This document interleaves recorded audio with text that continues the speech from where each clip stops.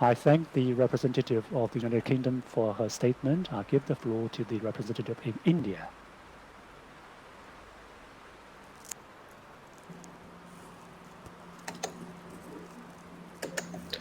Thank you, Mr. President. I thank Special Coordinator Tao Wennesland for his briefing. I also welcome all dignitaries to this open debate. The Security Council held two closed meetings on the developments earlier this week. In both these meetings, we had expressed our deep concern over the violence in Jerusalem, especially on Haram al-Sharif, Temple Mount, during the holy month of Ramadan, and about the possible eviction process in Sheikh Jarrah and Silwan neighborhood in East Jerusalem, an area which is part of an arrangement facilitated by the UN. We had also expressed our apprehension at the spread of violence to other parts of West Bank and Gaza. Today's open debate has been necessitated by the continuing violence which began in East Jerusalem a week back and is now threatening to spiral out of control. The events of the last several days have resulted in a sharp deterioration of the security situation.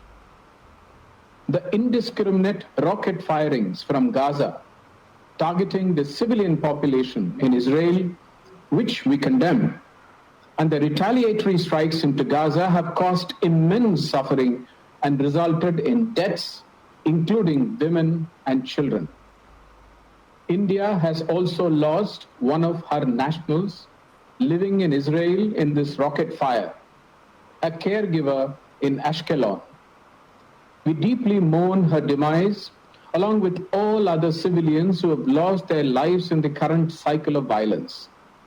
We reiterate our strong condemnation of all acts of violence, provocation, incitement, and destruction. Immediate de-escalation is the need of the hour, so as to arrest any further slide towards the brink. We urge both sides to show extreme restraint, desist from actions that exacerbate tensions, and refrain from attempts to unilaterally change the existing status quo, including in East Jerusalem and its neighborhood. Jerusalem has a special place in the hearts of millions of Indians who visit the city every year. It also houses the Al-Zawiya Al-Hindiya, the Indian hospice, which is a historic place associated with the great Indian Sufi saint Baba Farid and located inside the old city. India has restored this Indian hospice. The historic status quo at the holy places of Jerusalem, including the Haram al-Sharif Temple Mount, must be respected. We support the diplomatic efforts of the Quartet and other members of the international community, the countries in the region in particular, to calm the situation and put an end to the ongoing violence and seek to achieve durable peace. These incidents have once again underscored the need for immediate resumption of dialogue between Israel and Palestinian authorities.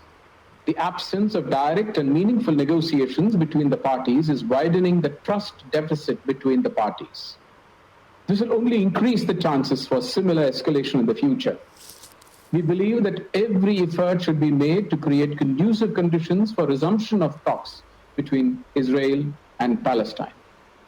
In conclusion, I reiterate India's strong support to the just Palestinian cause and its unwavering commitment to the two-state solution. I thank you, Mr. President. I thank the representative of India for his statement.